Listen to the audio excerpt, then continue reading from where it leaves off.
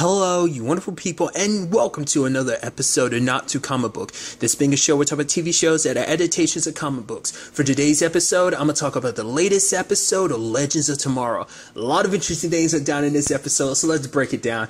I love that the entire episode is like basically they had to go back in time to stop Nixon from telling the truth. Basically, there's like a supernatural, like there's like a mystical like bug that's connected to like a goddess of truth or whatever, and so it just keeps making him tell the truth. And I love that basically the entire episode Nixon kept getting knocked out over and over again. Every time he was awake, they just knock him out. And I even love it later on when he's like, oh, they tarnish my good name. And then the bug gets out. He's like, actually, there's nothing good about my name. When you're born with the name Dick Millhouse, you're of course you're going to you would grow up to be a bastard too, or something like that. And I love that when it's all said and done, I know I'm skipping around, but I love it. It's just like him being like, because of this adventure, I've grown as a person, so I think I can lead this country by telling the truth. And it's like, yeah, all that character development you had, we need you to go back to being the lying bastard that you were and wipe his memory and undo everything. It's just so funny to me, which I think is also funny because he had his character development. I guess it just happens at the end of the episode when all the truth is coming out and stuff. Because for him, it's like you literally spent most of the episode unconscious because every time you woke up,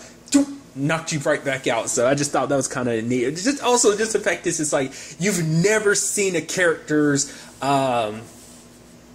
progression so undone so hard like that. I love that. Just like a little bit like, I'm gonna be a better person. No, we need you to be a scumbag, Dick.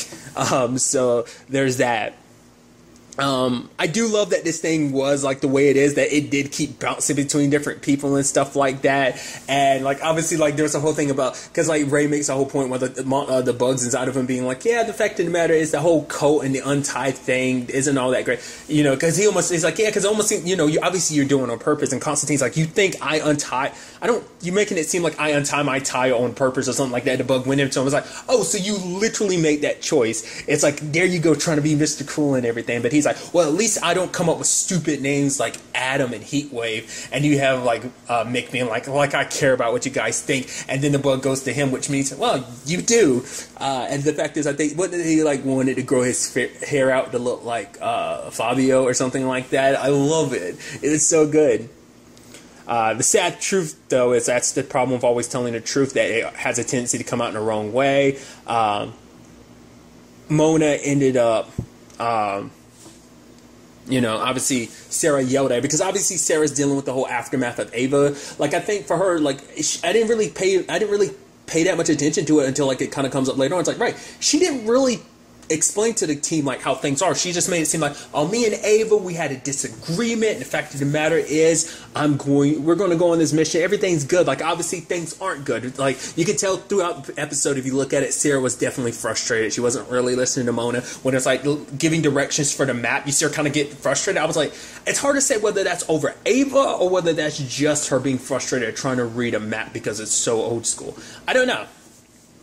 But she yells at Mona because for her, basically everything was fine until everything with Mona last episode. Like, Mona and the Cope like complicated everything. It's like now because of her, it's like now I'm without a ship, I'm on the run, stuck in this RV, and the fact of the matter is all this stuff is going down and she blames Mona, and Mona goes off on her own and ends up, hulking out. And then Sarah realizes, like, oh man, like, that's what she's been trying to tell me all episode, but I just wasn't listening. I mean, to be fair, it's understandable because she wanted to make it seem like she was okay. And that was the big thing. For her, it's like, the whole thing with Ava, because for her, it's like everything kind of fell apart. Like, especially with her and Ava, it's like it's like we might disagree or something, but she didn't expect things to kind of turn out the way they did. Like, things got really bad to the point, like, Ava's not returning her phone calls or texts. And so, it probably just makes it even harder on Sarah, because it's just like, because this is the first time she's like madly in love. Like, this is like, I would make the argument, this is the longest, I mean, to be fair, we don't know how long her and Nissa were ever together, but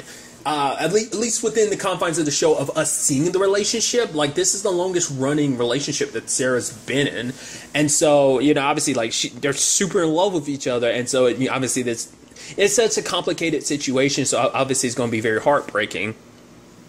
And so in, Sarah's case, obviously, like, she was just kind of lashing out at Mona because, she was kind of bearing it all down. And I did like John being there, being like, hey, when it's all said and done, like, if I was in your shoes, you'd probably tell me this. The fact of the matter is, it's not a burden that you have to carry alone. That's why you have friends there to kind of share it with. And I thought that's kind of, a sweet moment between them.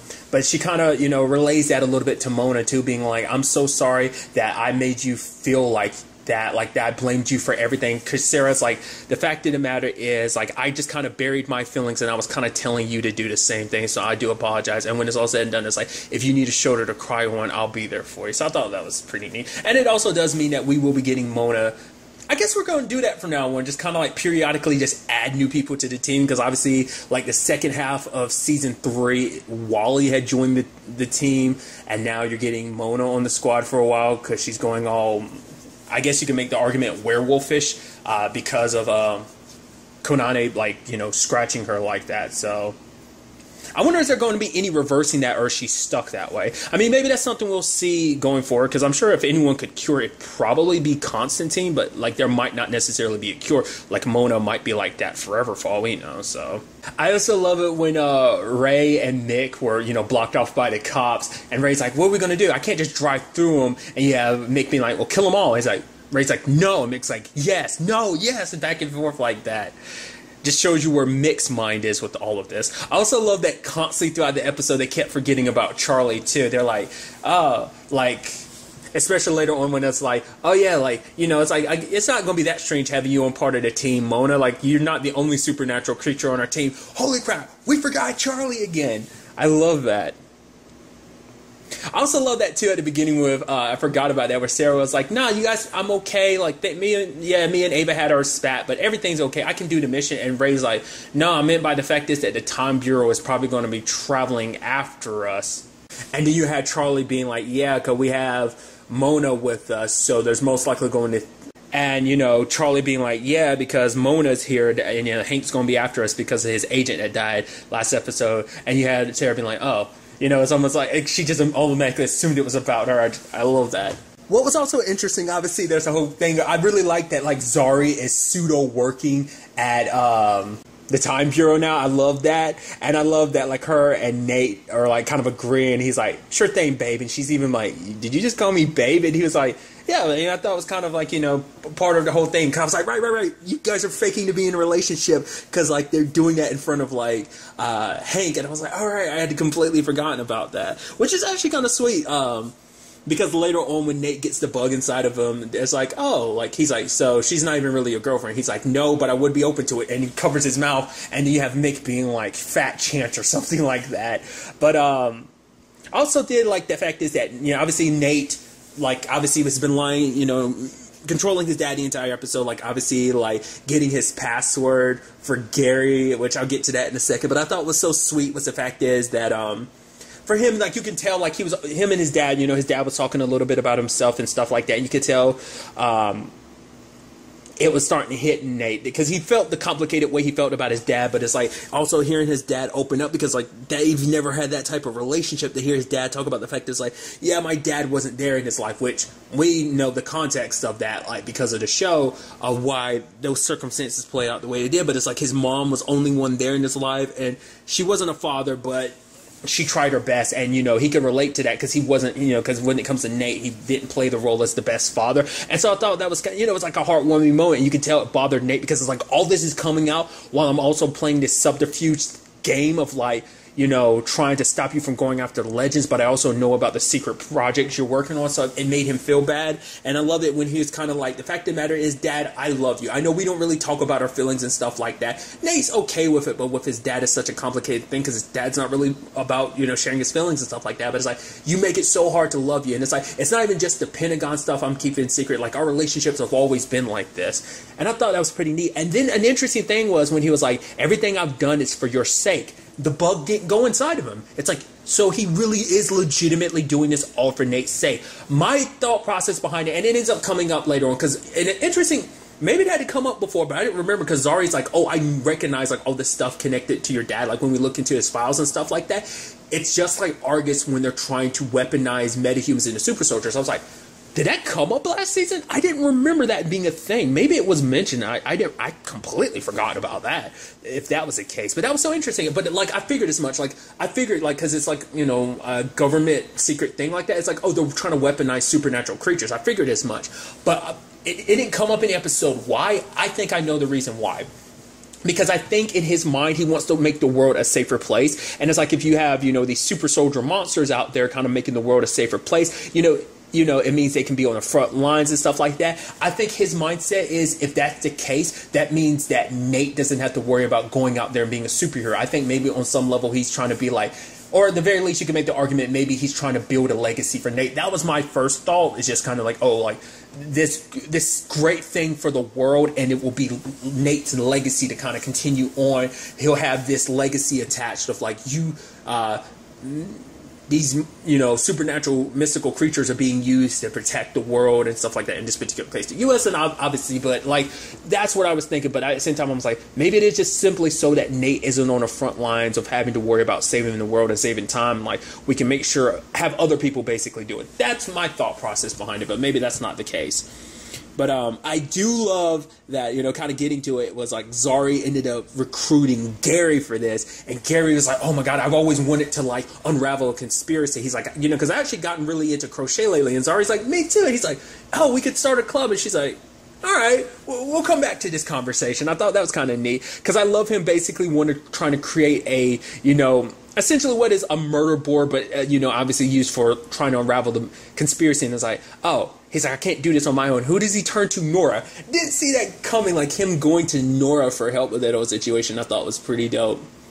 It is sad, though, when it is all said and done, like, because obviously Nate has this very strenuous relationship with his dad. Like, especially at the end, he's like, I want to have nothing to do with my dad. But when the time came for it, Hank wanted to back away from the whole situation with Desmond because it was like, because, I mean, we don't even know if that's the name Desmond's actually using, but I'm just going to refer to him as Desmond because of the name of the body and stuff like that. Because, once again, I always keep forgetting the demon's name that's actually inside of him. Because I think Constantine had actually said it this episode. Because when the bug was inside of him, he was like, yeah, I don't trust that you guys can actually help me get the job done when it comes to facing this demon just because you guys being the knuckleheads that you are, essentially. But Hank wanted to pull out of the partnership because he wanted to be more honest and open with Nate. He wanted them to kind of be a team together handling this whole situation. But that's kind of interesting, like, you know, because obviously he was pissed at first when he first found out that Nate was kind of conspiring against him with all of this. But he handled it pretty well later on, I guess, especially when Nate kind of came out, like, you know, being like, hey, these are my feelings, Dad. Like, I have these, you know, I want this relationship between us to kind of get better. You know, I want us to work together, be more honest with each other. And he was trying to take those steps and try and pull away from things. And I think if Nate had asked him, like, oh, let's handle things a little bit better, he would have. But sadly, we see Desmond. I'm assuming he didn't kill Hank. He more so absorbed his soul. Like, if they can get it back, I'm sure I don't know. Maybe his dad is permanently dead. That would suck, especially, you know, because Nate was taking steps forward with his dad, had previously done that anyway, but they were taking real strides this time because there was no more secrets between them, and now it's like they were kind of in a bad place too just because Nate found out like the full story, at least to a certain extent, about what his dad was up to. And Nora, sensing what's going down, she wanted to save Nate's dad but didn't get there in time, only gets there in time to be over Hank's dead body, and Nate thinking that she's the one responsible and not really giving her a chance to explain. And that's going to complicate things later on because obviously Nate's going to be wanting revenge against Nora, but then obviously Ray's going to be like, no, that's not Nora anymore. So those best bros are going to be at odds with each other, and that's probably going to put Ray at odds with the team potentially just because things have gotten to that point. Because it was, Zari and Nora had actually gotten close. Wasn't that the relationship? Because I know, like, Ava didn't trust her at first, but I think it was Zari that actually got closer to Nora, too. So maybe she might side with Ray with the whole Nora situation. Maybe, you know, so that might be something we end up seeing, but it's kind of sad. Because the thing is, I think because Nora was once possessed by a demon, like, you know, her connection to Malice and everything, I think that makes it so she's in tune more with demons. So she sensed what was inside of Desmond, and I think it can kind of sense her too when her and Gary were hiding. And that's what made her release herself from her cage, trying to do the right thing, you know, and that's what she's trying to do, trying to go down a good path. So now she's on the run. Then there's a cop. Like, I'm sure Ava's still going to be away for a little while. I mean, him dying like I said, if he is outright dead, maybe he's just kind of in a coma. But I'm assuming Desmond ended up absorbing his soul. That's what I'm kind of interpreting that as. But Ava might not have any choice but to come back. But obviously, she's dealing with everything between her and Sarah. Hence, like, why she took time off. But then maybe Nate's the one that kind of gets put in charge because he's the higher up. Maybe.